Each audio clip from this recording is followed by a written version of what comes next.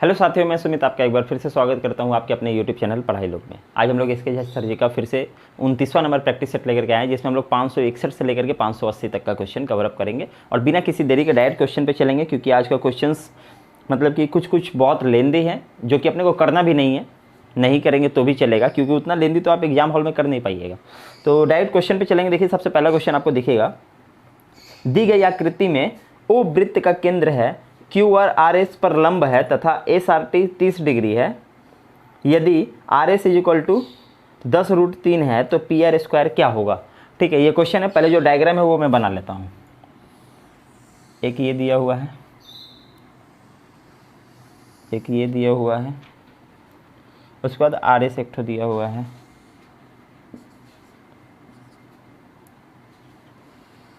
ये एक दिया हुआ है पी, ये इसको केंद्र पर काटेगा जीवा को क्यू, उसके बाद दिया हुआ ये इसका केंद्र है, इसको ये ओ, यही दिया हुआ है। ये है टी। बोला क्या था, एस आर टी, मतलब एस आर टी मतलब ये वाला जो है 30 डिग्री है। कितना? 30 डिग्री। ये आपको दिया हुआ है और पूछा है पी आर का स्क्वायर, मतलब पी आर ये जो दिख रहा है ना, ये वाला लाइन, ये वाला लाइन, इसका स्क्वायर पूछा है, मतलब पी आर का स्क्वायर पूछा है। ये अभी तक क्वेश्चन बोले हैं। ठीक है, अब आगे चलते हैं क्वेश्चन में। अब देखिए, ये केंद्र जो है, ये केंद्र हम बोल सकते हैं, ये जो केंद्र है ये 90 डिग्री बनाता है। 90 डिग्री, इतना पता है। 90 डिग्री अगर बनाता है, ई अगर 30 है तो ये मेरा 60 नहीं होगा, इतना हमको पता है। इसका लंबाई जो है ना, आर एस का लंबाई, ये पूरा जो ये आर एस है, ये आर एस जो दिख रहा है आपको, इसका लंबाई 10√2 दिया है। ठीक है, जीवा को जो सेंटर से काटेगा वो बराबर बराबर काटता है, तो हम बोल सकते हैं कि 5√2 इधर वाला अब 5√2 इधर वाला। इतना समझ में आया? बस। अब देखिए, इतना अगर समझ में आ गया तो देखिए, अब ध्यान दीजिएगा। इस 60 डिग्री है, ये मेरा 30 डिग्री है, 90 डिग्री इधर में है, और ये वाला जो है ये भी तो 90 डिग्री बनाता है, ये वाला, हाँ 90 डिग्री बनाता है। अब देखिएगा, अपने को ई वाला या ई वाला मिल जाएगा तो हम सब काम कर सकते हैं। ई दो अगर एंगल मिल गया तो सब काम कर सकते हैं। हम बोले कि 60 ई है, 60 ई है, 90 ई है, ये हमको दिख रहा है 90, तो 90 ई है, 60 ई है, 150 तो खत्म। एक तो ट्राइंगल के भीतर में इंटरनल एंगल्स जो होता है, सम ऑफ इंटरनल एंगल लिखिए, sum of internal angles of triangle is equal to 180 degree. त्रिकोण के अंत कोण के तीनों कोण के योग कितना होता है? हम बोले कि तीनों का तीनों जो आपका योग होता है ना, 180 डिग्री होता है। हम बोले 90 ही है, 60 ही है, 15, 150 खत्म। अब ई वाला तो बराबर बराबर होगा, आपको ये पता होगा। तो 150 में 180 में से अगर 150 घटा दे तो हमको पता चलता है 30 डिग्री, और 30 डिग्री यही मेरा 2x के बराबर है, 2x के बराबर है 30 डिग्री। तो x बराबर डायरेक्ट लिखेंगे 15 डिग्री, डायरेक्ट लिखेंगे, ये मेरा 15 डिग्री है, ये भी मेरा 15 डिग्री है। समझ में आ रहा है? अब देखिए, ये मेरा 15 डिग्री है। अब इस वाले फोटो को बाहर निकाल के थोड़ा लाते हैं। ऐसा कुछ है, ऐसा कुछ है। ये मेरा यहाँ पे निकल रहा है 15 डिग्री, यहाँ निकल रहा है 15 डिग्री, तो ये 15 डिग्री इधर तो मेरा 75 हो गया। ये मेरा 15 डिग्री निकल रहा है, तो ये जब निकल रहा है अपने को ये निकालना है, और ये 5√2 हमको पता है, तो हम बोल नहीं सकते हैं कि साइन 15 डिग्री बराबर साइन, ठीक है ना, P/H परपेंडिकुलर बाई हाइपोटेनस। इतना समझ में आया? बस सवाल हो गया ख़त्म। थोड़ा सा मिटा लेते हैं तब बनेगा। अब देखिए, ये चीज़ यहाँ पे लिख लेते हैं, साइन P/H 15 डिग्री। ठीक है, अब देखिए थोड़ा सा ध्यान दीजिएगा। साइन 15 डिग्री, √3 - 2 बटे 2, 1 और यहाँ हो गया 2√2। ठीक है, ये साइन 15 डिग्री का मान लिखें। सबको याद रहता नहीं है, आप लोग याद कर लीजिएगा, फालतू सवाल है, याद करने की ज़रूरत नहीं है। अब ये है, ये अगर लिए हैं तो ये मेरा परपेंडिकुलर हो गया था 5√2 बटा, और जो निकालना है वो तो मेरा है ही हाइपोटेनस। ठीक है, बस इसको सॉल्व करना पड़ेगा, और कुछ करना नहीं है। हम बोले इसको इधर ले जाकर गुना किए, 5 दूना 10, ये गुना हुआ तो 2, 10 दूना 20। इसको इधर ले जाकर गुना किए 20, इसको इधर ले जाकर गुना करिए, तो ये हो गया मेरा 3 - 1 एच, इसको नीचे भेज सकते हैं हम, बोले हाँ भेज दीजिए। डायरेक्ट लिखेंगे एच इज इक्वल टू इधर से मिटा के इधर लिखिए। इतना समझ में आया। अब देखिए इसको परिमेयीकरण करेंगे। अब देखिए मेरा हो गया नीचे 3 का स्क्वायर 3 और 1 का स्क्वायर 1, 3 में से 1 गया 2, और ऊपर हो गया मेरा 20√3 प्लस 1, नीचे हो गया मेरा 2। ठीक है, इस 2 से इसको काट देंगे हम, बोले हाँ काट दीजिए। हम लोग काटे तो 10 हो गया। हम बोले कि मेरा हो रहा है 10√3 प्लस 1। इतना समझ में आया। ये मेरा निकला h, h मतलब PR निकल रहा है मेरा, ये वाला PR। तो इसको PR लिखिए। PR का वैल्यू निकाल लिए 10√3 प्लस 1। आंसर क्या है? आंसर तो नहीं, मैं PR का स्क्वायर निकालना है, इसका स्क्वायर निकालना। अब इसका स्क्वायर करना पड़ेगा। अब देखिए थोड़ा सा इधर देख लीजिए, PR का स्क्वायर बोला है, तो हम लोग लिख सकते हैं 10√3 प्लस 1 का स्क्वायर लिख सकते हैं, पूरा का स्क्वायर। यहाँ से हटाइए, पूरा का स्क्वायर। अब देखिए 10 का स्क्वायर करेंगे तो 100 हो जाएगा। हम बोले हाँ हो जाएगा। इसका अगर करते हैं √3 प्लस 1 का स्क्वायर, तो a प्लस बी का होल स्क्वायर हो गया। ये देखिए 100 तो अपना जगह पे है। इसको अगर करेंगे तो 3 का स्क्वायर 3 प्लस 1 का स्क्वायर 1, उसका तो हो गया प्लस 2ab मतलब 2√3। इतना समझ में आया? इतना समझ में आया। अब देखिए इस 100 मेरा रह गया, यहाँ हो गया 4 प्लस 2√3। ये 2 यहाँ से कॉमन ले लीजिए। हम बोलेंगे 100 यहाँ 2 कॉमन ले लिए, यहाँ बच गया 2 प्लस √3। ये 2 बाहर आ गया, इससे गुना कर देंगे इसको डायरेक्ट। तो यहाँ से मिटाइए और इसके साथ गुना कर दीजिए, तो ये 200 हो गया। 200 अंदर में 2 प्लस √3। ये देखो ऑप्शन नंबर सी। ये सवाल पहला था, हम बता दिए। इसका बताने का कारण ये था कि मैं क्या कहना चाहता हूँ, यहाँ पर समझिए। इतना बड़ा सवाल आप एग्जाम हॉल में बैठ के बनाएंगे, दूसरा कोई ऑप्शन नहीं है कि जल्दी बन जाएगा। इसी तरीक़े से बनाना होगा, इसी में तो आपका टाइम लग जाएगा। उसके बाद ये सॉल्व करिए, उसके बाद फिर ये सॉल्व करिए, इतना टाइम है आपके पास। तो आज का 2-3 सवाल इसी तरीक़ा से है, जिसको हम लोग स्किप करके निकल जाएंगे, करने की कोई ज़रूरत नहीं है। पहला था इसलिए इसको बता दिया कि कितना लेंदी प्रोसेस हो जाता है। अभी देखिए साइन 15 डिग्री, √3 - 1/2 √2, ये याद है मेरे को, लेकिन हम भी एक बार मिस्टेक कर दिए, यहाँ 2 लिख दिए थे अभी। मतलब कि इतना ज़्यादा प्रेशर लेने की ज़रूरत नहीं है। आपको पूरा 100 में 100 करना भी नहीं है एग्जाम हॉल में, आपको वहाँ पे 80 करना है, 80 करना, उससे ज़्यादा थोड़ी करना है। तो उतना ज़्यादा अपने माइंड में प्रेशर लेना नहीं है, मतलब कि ज़्यादा इतना बड़ा सवाल के पीछे लगना नहीं है। अब इसको बताने में हम आपको कितना समझाएं, कुछ नहीं समझाया, सवाल में थोड़ी कुछ समझाएं, हम खाली बनाते चले गए हैं, कुछ नहीं समझाएं। तो इतना टाइम नहीं रहता है एग्जाम हॉल में कि आप लोग बनाएंगे। तो यही बताना मेरा मकसद था इस सवाल से कि 2-3 सवाल आज ऐसे आएंगे जो कि बहुत लेंदी होंगे, जो एग्जाम हॉल में करना पॉसिबल नहीं है, उसको छोड़ के निकल जाएंगे। समझ में आया? ये है पहला सवाल। अगला सवाल देखिए क्या कहता है, 562 नंबर सवाल। ठीक है, ये सवाल बार बार पूछता है, थोड़ा ध्यान से देखिएगा।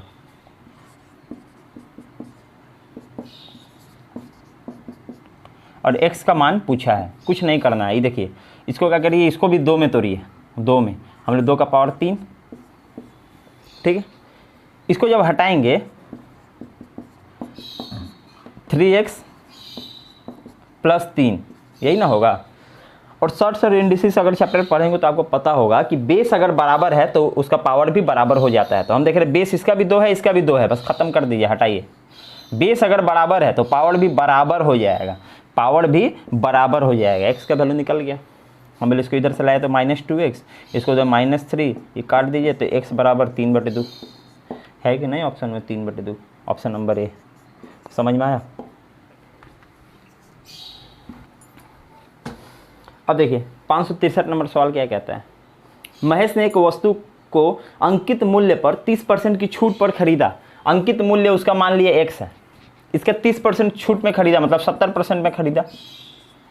30% छूट में खरीदा माने 70% छूट में, 70% में खरीदा और उसे 25% लाभ पर बेचा। अभी मेरा 100 के बराबर है, लेकिन वो 100 में नहीं बेचा, वो 125 में बेचा। 25% लाभ में मतलब 100 रुपया तो उसका कॉस्ट और 25% उसका फ़ायदा।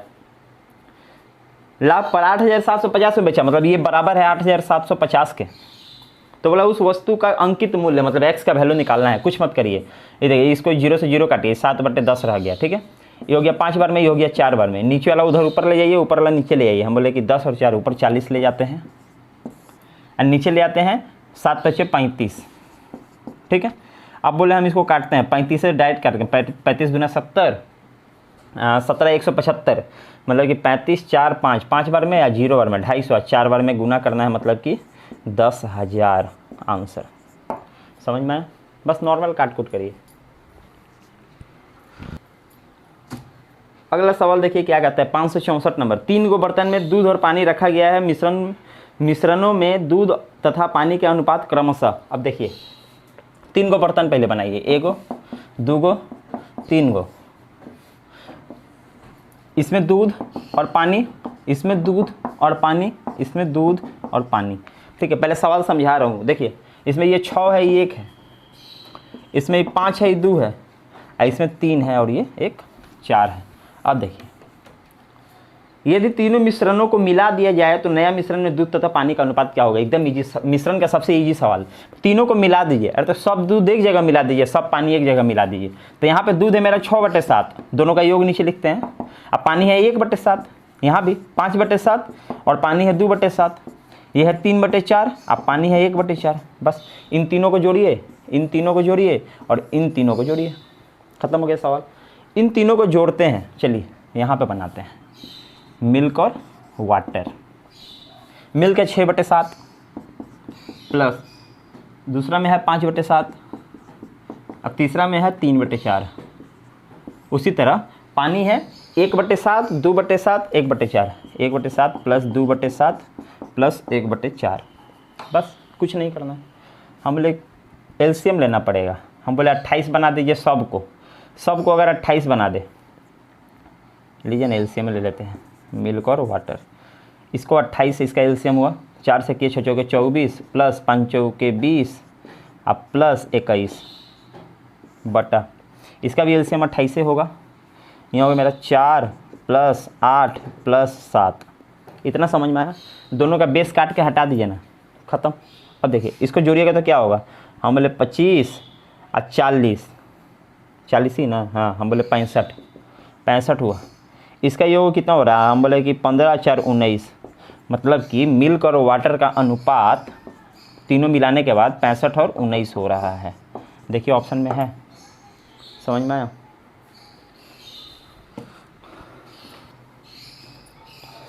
अगला सवाल देखिए क्या कहता है, किसी त्रिभुज ABC में एंगल A की अर्धक रेखा AD खींची गई है जो आधार BC को D पर मिलती है, ठीक है।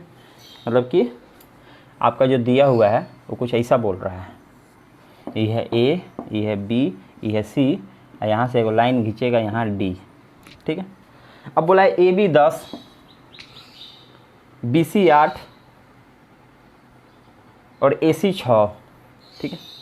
BD का माप बताना है, ये वाला माप, टोटल तो 8 है, ये वाला माप बताना है। इसका एगो फॉर्मूला समझ लीजिएगा, BD बटा CD या DC वो बराबर होगा इधर वाला इसके, इधर वाला इसके, इधर वाला इसके, इधर वाला इसके। 10 बार रटिएगा याद हो जाएगा।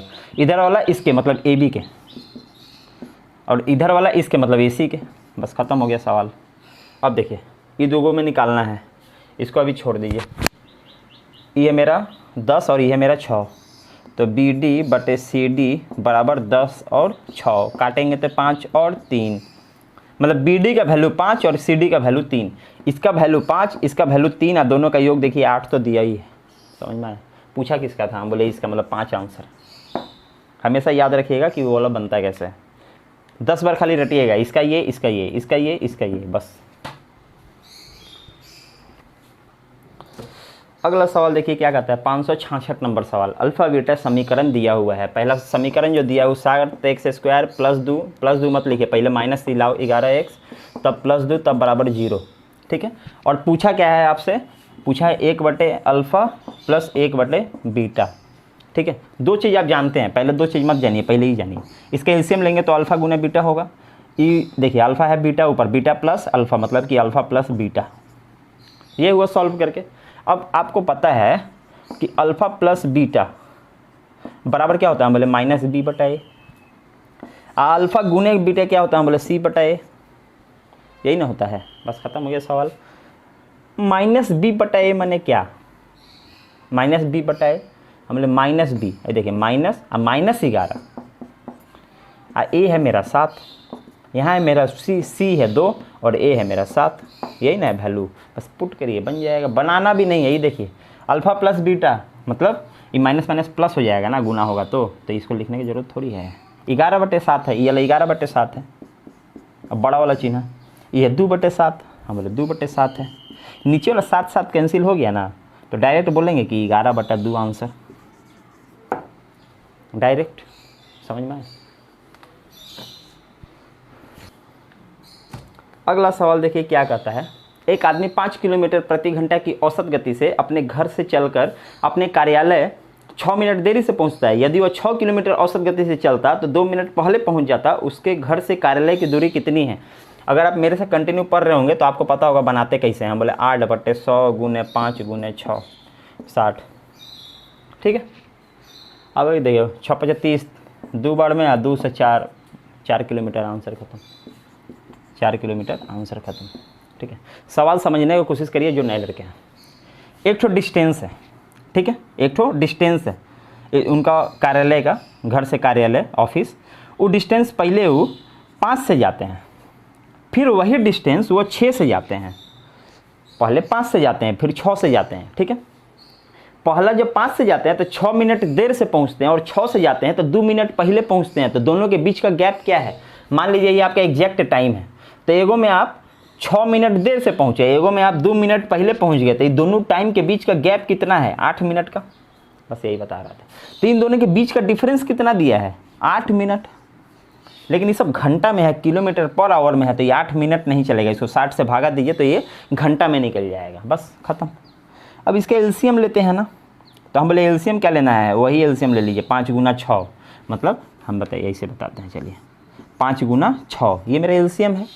ये 6 इधर चला गया, 6D इधर चला गया, 6D माइनस 5D, यही ना होगा।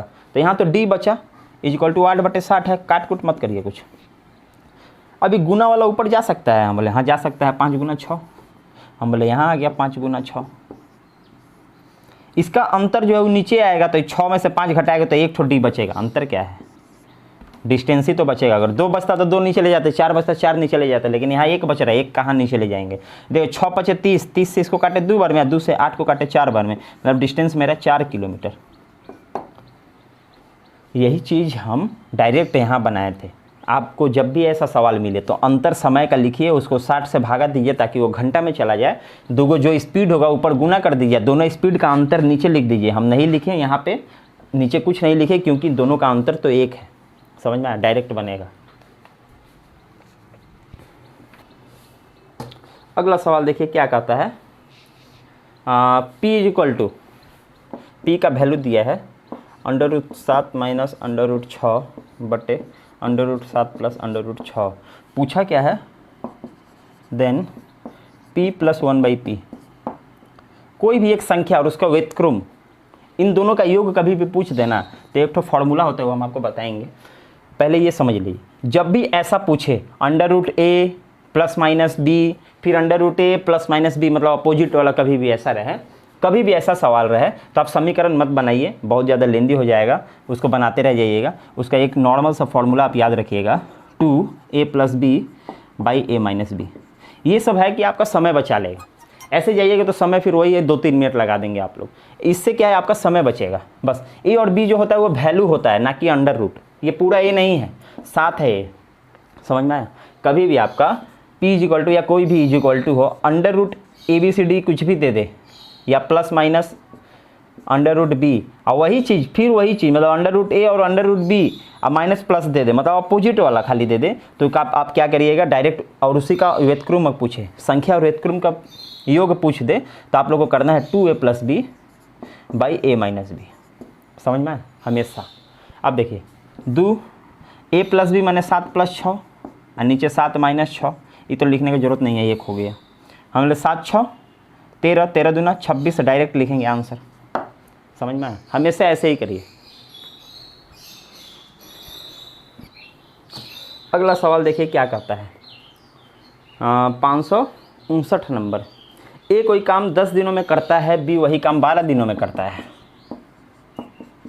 यही है, दोनों मिलकर 3 दिन तक काम करते हैं। पहले यहाँ बनाएंगे 60 होगा, टोटल काम ही होगा 6 ही होगा 5, मतलब दोनों ये 6 काम करता है रोज, ये रोज 5 काम करता है, दोनों मिलकर 11 काम करता है रोज। 3 दिन तक काम किया मतलब 33 काम कर दिया, यहाँ से 33 काम कर दिया, 27 काम बचा है, यही ना। उसके बाद बी काम छोड़कर चला गया। आहा, ये बी चला गया, ये अकेला काम करता रहता है। उसके बाद सी काम पर आ जाता है। ये अकेला काम करता रहता है, कुछ दिन बाद सी आता है क्या? उसके बाद सी काम पर आ जाता है और 2 दिन में काम पूरा हो जाता है नहीं, ए और सी दोनों साथ में ही काम कर रहे हैं जैसा लग रहा है। ठीक है, ए और सी ही काम करेगा। हम बोले अब ए प्लस सी काम करेगा बाद बाकी काम को। ठीक है, 2 दिन काम करेगा। अरे तो 2 दिन ए का तो एफिशिएंसी हमको कम से कम पता है, ये लोग 2 दिन काम करेगा। तो ए का एफिशिएंसी हमको पता है कि रोज 6 काम करता है, तो 2 दिन ए अगर काम करेगा तो 6 6 12 काम कर दिया। ये 15 काम जो बचेगा वो सी काम करेगा। ये 15 काम सी किया है 2 दिन में, 2 दिन में तो 1 दिन में 7.5 काम करता है सी। बस खत्म हो गया सवाल। सी अकेला काम करता है तो उस काम को कितने दिन में पूरा करेगा? यदि सी अकेला काम करे तो कितने दिन में करे? टोटल काम है 60 और रोज 7.5 काम करता है, 8 दिन लगेगा। 7 8 56, 8 5 40, 4 56 4 60। समझ में आया? अब देखिए अगला सवाल क्या कहता है।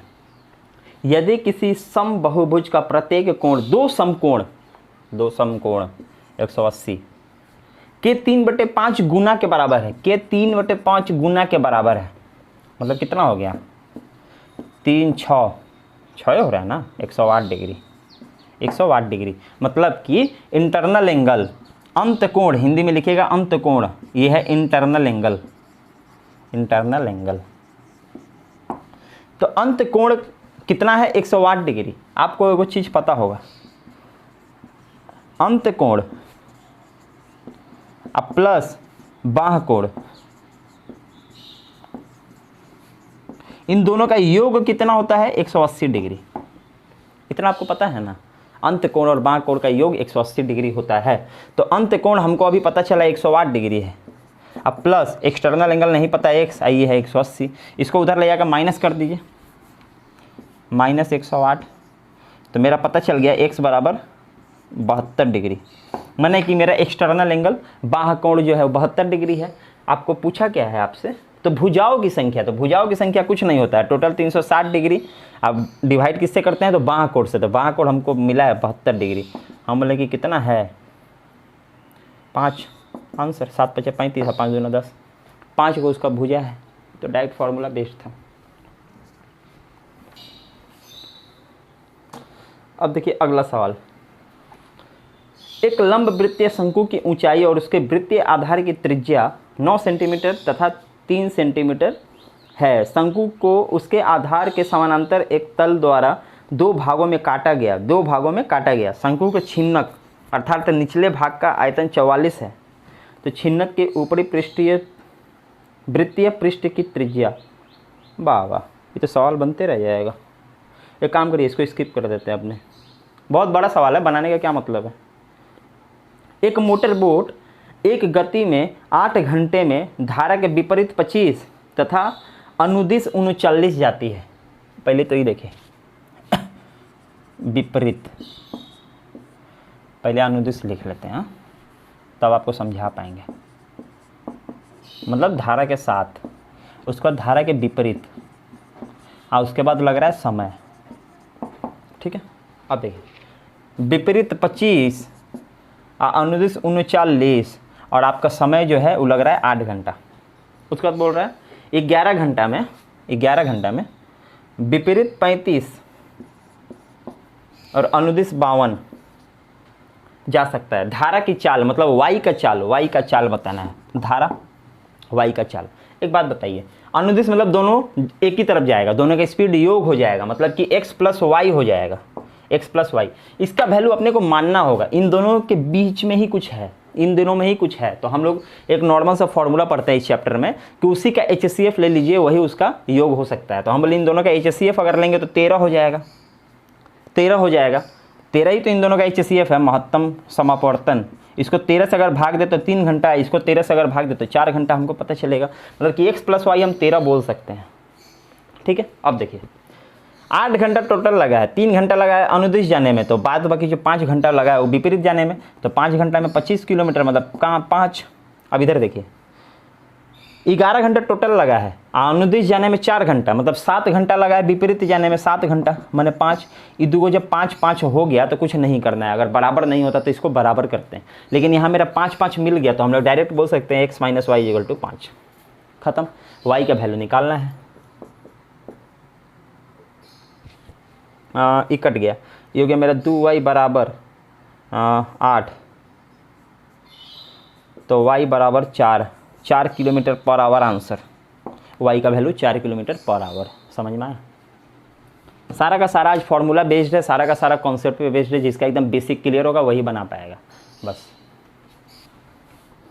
अगला सवाल देखिए क्या कहता है, 573 नंबर सवाल। ठीक है,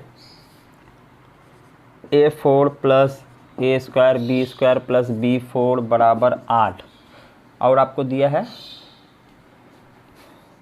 a² + ab + b² = 4, और ab का मान पूछा है। ठीक है, ab का मान पूछा है। अपने क्या कर सकते हैं, ये वाला वैल्यू अगर यहाँ से ले आए तो बना सकते हैं। देखिए कैसे बनाएंगे, हम बोले इसको लिखे a² का स्क्वायर, इसको लिख दिए b² का स्क्वायर, अब प्लस a² b² = 8, मतलब इसको इधर ले आए और उसको तोड़ दिए, 4 जो था उसको तोड़ दिए, उस साइड उस फॉर्म में तोड़ दिए।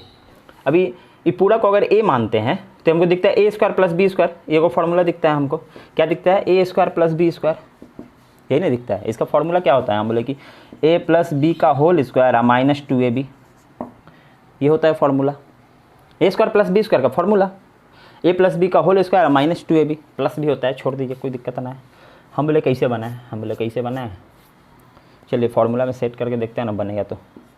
a के जगह पे ये रख देते हैं a² प्लस b के जगह पे लग देते हैं b², आई होल स्क्वायर है ही -2ab, a मतलब a², अब b माने b², b माने b², ये वाला आप प्लस a² b² है, ये है पहले से बराबर 8।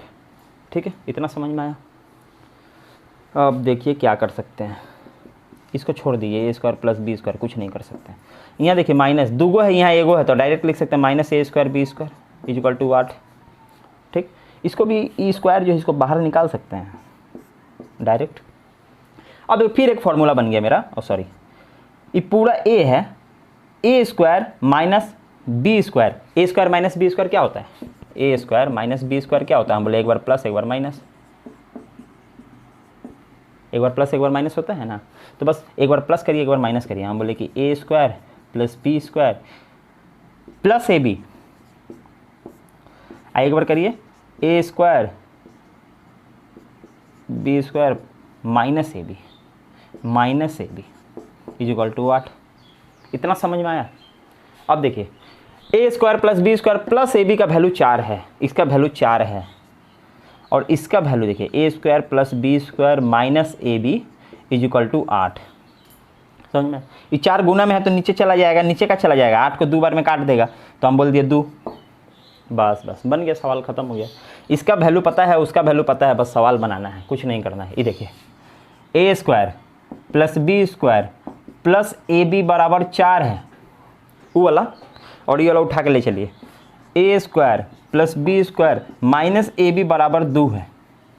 ab का वैल्यू निकालना है ना, ab का, यही तो अपना आंसर है, तो बस सबका साइन चेंज कर दीजिए। तो साइन चेंज करने से ये दो कैंसिल हो गया, ये हो गया मेरा 2ab = 2, तो ab = 1 न हुआ, आंसर न हुआ। समझ में आया? सिर्फ सॉल्व कैसे करना है आपको चलते जाना है, स्पीड बनाए रखिए, बन जाएगा। अगला सवाल देखिए क्या कहता है, ABC एक वृत्त पर 3 बिंदुएं हैं, एगो वृत्त बनाइए। ठीक है, मान लिए ये मेरा A है, ये मेरा B है, ये मेरा C है। A पर स्पर्श रेखा बढ़ी हुई BC से T पर टच करती है।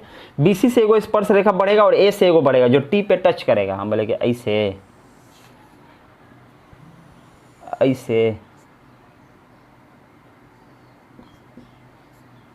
टी पे टच करेगा। एंगल बी टी ए ये वाला दिया हुआ है 40 डिग्री। अब बोलता है सी ए टी, तो सी है, ए ई है, टी, माने कि इसको अगर ऐसे मिला दे तो ई वाला दिया हुआ है 44 डिग्री। बी सी द्वारा वृत्त के केंद्र पर, माने कि ई भी ऐसे मिला दीजिए, इसका मतलब। और वृत्त के केंद्र पर पूछा है, मतलब कि ई वाला एंगल पूछा है, समझ में आया? बनाया गया कोण। ई वाला एंगल आपको पता होगा, ये पूरा डायग्राम भूल जाइए, इधर वाला भूल जाइए। ई वाला डायग्राम आपको पता होगा कि ई वाला जो एंगल होता है, ये अगर 1 होता है तो इसका डबल होता है, 2 होता है। ये आपको पता है? नहीं पता है तो इसका हम चैप्टर करवाने वाले हैं बहुत जल्दी, चिंता मत करिए। इस तरीका का जितना भी एनटीपीसी में पूछा था वो सारा क्वेश्चन एक जगह किया हूँ, ये सारा का सारा करवाऊँगा। अब देखिए पहला बात तो ये है, ई अगर 44 डिग्री है तो ये अपोजिट साइड वाला भी, ये भी 44 डिग्री है, ये हमको पता है, इतना हमको पता है। अगर ये पूरा वृत्त को बाहर निकाले, जो आपको दिख रहा होगा ऐसे वाला वृत्त, ये पूरा वृत्त को अगर बाहर निकाले, हमको पता चलता है ये 44 है, ये 40 है, इसमें 2 भाग बांटा हुआ है, ये 44 है, इधर वाला पता नहीं है, ठीक है? तो ये हमको निकालना है। तो तीनों कोण का योग कितना होता है? 180 डिग्री।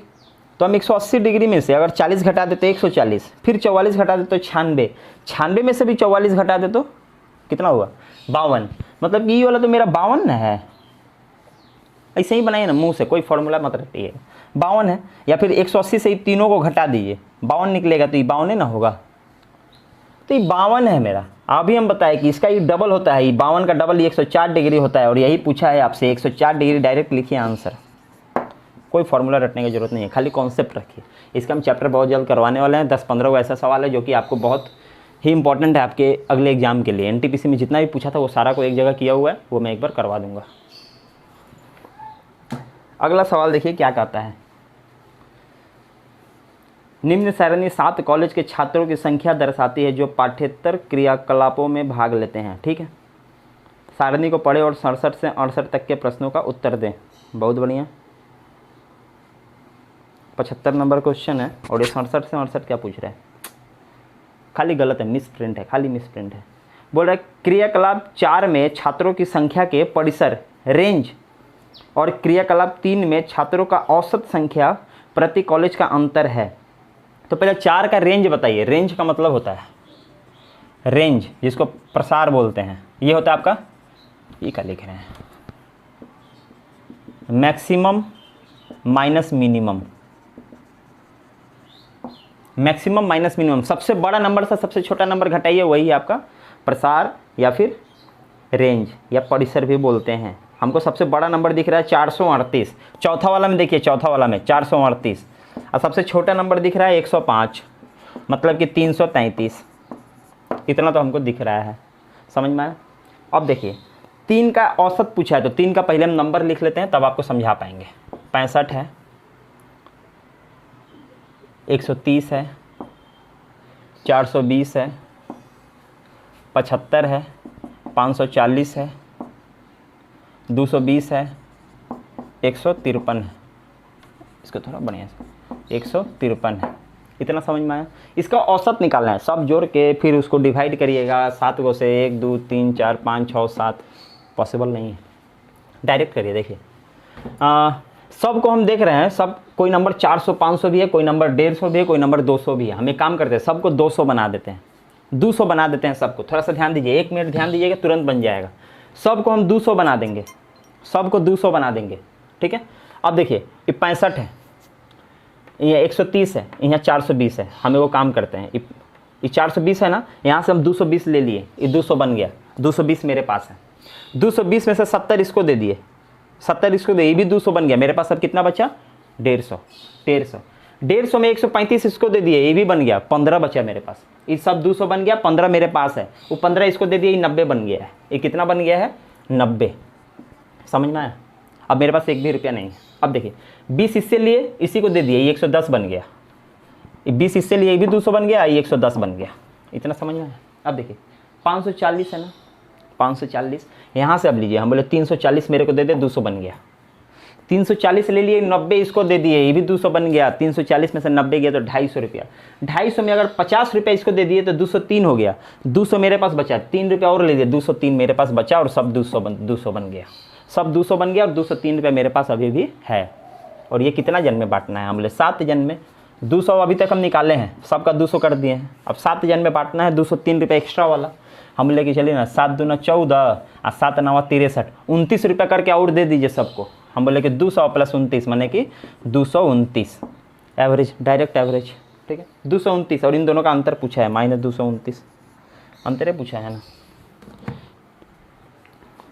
औसत प्रति कॉलेज का अंतर क्या है, हाँ अंतर पूछा है। हमने कि 9 में 4 जोड़ेंगे तो 104 आंसर। समझ में आया? ये था सवाल 75 नंबर। अब देखिए अगला सवाल क्या कहता है, 76 नंबर। क्रियाकलाप 2 में छात्रों की संख्या का क्रियाकलाप 4 में छात्रों की संख्या के 7%। ये सवाल गलत है, इसको छोड़ दीजिए। 5 लगातार विषम संख्या ABCDE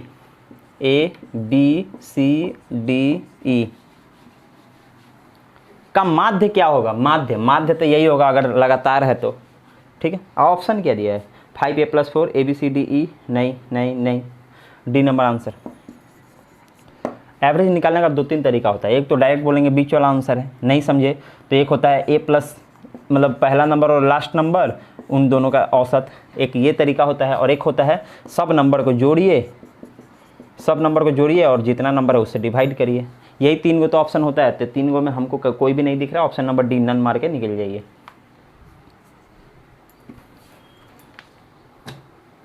अब देखिए 78 नंबर सवाल क्या कहता है, 24 सेंटीमीटर के भुजा वाले त्रिभुज समभुज त्रिभुज में उसकी भुजाओं को स्पर्श करते हुए एक वृत्त बनाया जाता है। ये देखिए समभुज 24 ABC, इसके भीतर में एगो सब को स्पर्श करता हुआ एगो सर्कल बनेगा, ठीक है।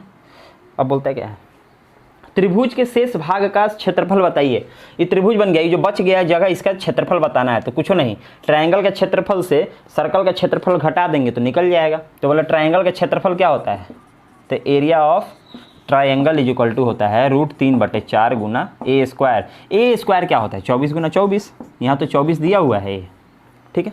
यहाँ से अगर इसको काट देते हैं तो हो जाता है ये मेरा 6। हम लोग 6 × 24 के 4 हाथों बचा 2, 6 दूना 12, 2 14, 144, मतलब कि 144 √3, 144 √3। √3 का वैल्यू 1.73 दिया है, गुना 1.73, मतलब कि ये जो वैल्यू है ये ट्रायंगल के निकाले हम। गुना मत करिए, छोड़ दीजिए।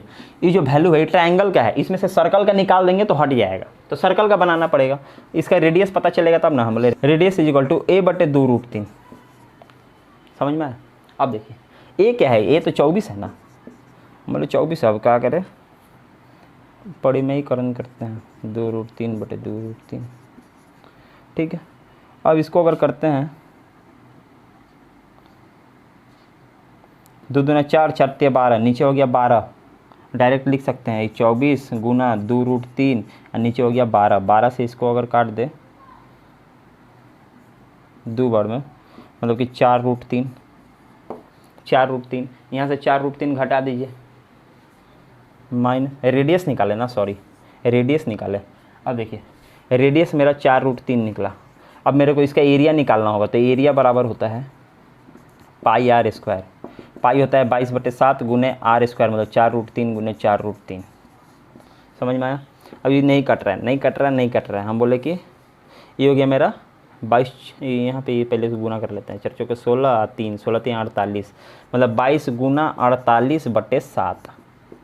ये मेरा एरिया निकला इसका सर्कल का। अब बस इसमें से इसको घटा दीजिए, -22 गुना 48/7। इतना समझ में आया? आंसर कब का आ जाता, लेकिन थोड़ा सा आपको बता दिए लंबा घींच घाच के। एक चीज़ देखिए, 144 को जब इससे गुना करिएगा तो पॉइंट में आएगा, दशमलव में आएगा ना। दशमलव वाला ऑप्शन एक ही है, चुपचाप ऑप्शन 1 मारिए और निकल जाइए। सॉल्व करने में क्यों टाइम वेस्ट करेंगे? ये सब सवाल रेलवे सिर्फ इसीलिए देता है कि आप ध्यान देते हैं कि नहीं। हम जब यहाँ पहुँचे थे ना, इसको गुना करने से मना कर दिए, क्योंकि हम जानते हैं कि पॉइंट में मेरा गुना आएगा। हम उसी वक्त आंसर मारते और निकल जाते, इतना बनाने का भी ज़रूरत नहीं था, लेकिन आपको समझाने के लिए सिर्फ बना दिया। मतलब कि पॉइंट में आ रहा, पॉइंट में एक ही ऑप्शन है, मारिए और निकलिए। अब देखिए अगला सवाल क्या कहता है, 579। एक आदमी 10% चक्रवृद्धि ब्याज पर 21,000 रुपया लेता है। प्रिंसिपल जो है वो है 21,000, और रेट जो है वो है 10%। बोला है हर वर्ष के अंत में उसे बराबर कितनी राशि देनी पड़ेगी कि 2 वर्षों में ऋण का भुगतान हो जाए। ये बराबर वाला आ गया, देखिए टाइम आपका दिया हुआ है 2 साल। ये बराबर वाला कभी भी आना, फॉर्मूला में मत जाइएगा, बहुत लेंदी हो जाएगा, बनाते रह जाइएगा। बाई ऑप्शन खेलिएगा, बन जाएगा। ऑप्शन किसी 2 को ले लेते हैं, 12,000, 12,100, 12,200, 12,300। 12,200 ले लीजिए और 12,100 ले लीजिए। इसी दोनों में कोई एक आंसर है, हमको याद नहीं आ रहा एग्जैक्ट। ठीक है, दोनों करके देख लेते हैं, कोई दिक्कत ना है। पहले एक बात बताइए, 10% पे मिलेगा, मतलब 2100 रुपया पहला साल मिलेगा ना, पहला साल 2100 रुपया मिलेगा ना इंटरेस्ट।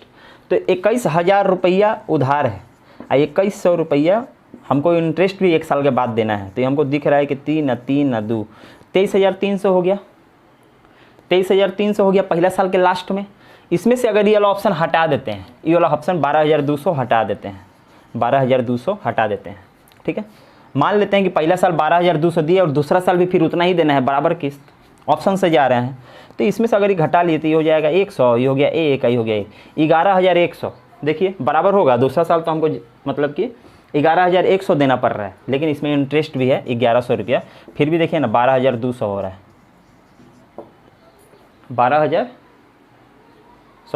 200 कैसे हो रहा है, इंटरेस्ट कितना होगा 11,100 का। हम बोले कि ओहो 1 2 3 1, ये हो गया मेरा 10, ये हो गया 2, ये हो गया 2, ये हो गया 12,210 देना पड़ रहा है, 12,210 देना पड़ रहा है। लेकिन हमको 12,200 देना है, 10 रुपये एक्स्ट्रा क्यों देंगे? मतलब ये वाला ऑप्शन मेरा सेटिस्फाई नहीं कर रहा है। अब देखिए दूसरा वाला ऑप्शन लेके चलेंगे, कुछ नहीं है, एक बार खाली ध्यान दीजिए, एक बार सीख जाइएगा तो बन जाएगा। 12,100 वाला ये देखिए 23,100 है, हम मान लेते हैं 12,100 रुपया दिए, 12,100 रुपया दिए। तो ये मेरा 0 0 0, यहाँ बच गया 1, यहाँ बच गया 11,000 रुपया, 11,000। फिर इसका 10% हमको देना पड़ेगा। हम बोले हाँ 1,100 रुपया देना पड़ेगा। हम बोले कि 12,100। देखिए फिर दूसरा साल भी 12,100 ही देना है, 2 ठो बराबर किस्त हो गया ना। चुपचाप आप लोग आंख मारिएगा, इसको बस सवाल बन जाएगा, समझा? आंख बंद करके मारिए, एकदम सवाल बन जाएगा। बाई ऑप्शन ही सबसे बेस्ट होता है, समझ में आया? अब देखिए अगला सवाल क्या कहता है, अगला क्या, आज का आखिरी सवाल क्या कहता है। ए बी मिलकर एक कार्य को 30 दिनों में कर सकते हैं। ए प्लस बी 30 दिन में और बी प्लस सी 20 दिन में, यही ना दिया है। ये हो गया मेरा 60, ये होगा मेरा 2, ये हो गया 3, एफिशिएंसी निकल गया। अब बोला है ए कार्य आरंभ करता है, 5 दिनों तक कार्य करता है, मतलब 5 गो ए काम करेगा, प्लस तब बी उस कार्य को ले लेता है और 15 दिन तक काम करता है, फिर 15 को बी काम करेगा, प्लस फिर सी 18 दिनों में पूरा काम करता है, मतलब 18 सी बराबर पूरा काम तो 60 है। यहाँ से बनाएंगे, देखिए कैसे। हमारे 5 गो ए है ना, तो इसको भी 5 में तोड़िए, क्योंकि ए और बी साथ में है, ए और बी साथ में, तो ए अगर 5 है तो बी को भी 5 में तोड़िए, मतलब 5 बी, और जो 10 गो बच गया उसको लिख सकते हैं 10 बी प्लस। ये 18 सी है, तो बी अगर 10 गो है तो इसको भी 10 में तोड़िए, क्यों? क्योंकि बी और सी एक साथ काम करेगा। तो बी का अगर 10 है तो इसको भी 10 में तोड़िए, 10 C plus 8 C equal to 60। इतना समझ में आया? यहाँ देखिए कॉमन लेंगे हम, 5 बाहर ले लिए, ए प्लस बी, प्लस यहाँ 10 कॉमन ले लिए, बी प्लस सी, यहाँ प्लस 8 सी है, इक्वल टू 60 है, इक्वल टू 60 है। ए प्लस बी हमको दिखता है 2 और बी प्लस सी 3, तो 5 गुना 2 प्लस 10, बी सी कितना है 3 प्लस 8 सी बराबर 60, 10 प्लस 30 प्लस 8 सी बराबर 60। ये 30 10 40 उधर जाएगा, माइनस हो जाएगा, तो 8 सी बराबर 20। तो सी बराबर लिख सकते हैं 20/8, 20/8 लिखिए या 5/3 लिखिए, यही ना होगा। 3 2 5/2। ठीक है, सी का एफिशिएंसी निकाल लिए। बोलता है सी कितने दिन में करेगा, तो टोटल काम ही है, एक दिन में इतना काम करता है, बनाइए ना। हम बोले 60 और डिवाइड 5/2, ये 2 तो ऊपर चला जाएगा, बार बार बताते हैं। हम बोले 12 बार में कट गया, 12 दूना 24 दिन। चुपचाप मारिए और निकलिए। समझ में आया? आज का सारा क्वेश्चन लेंदी था, कुछ किया नहीं जा सकता है। समझ में नहीं भी आया हो तो थोड़ा सा लेवल बढ़िया था आज के सवाल का, कोशिश करिएगा समझने का। बस इसी तरीके से चलता रहेगा हमारा क्लास। जय हिंद, जय भारत।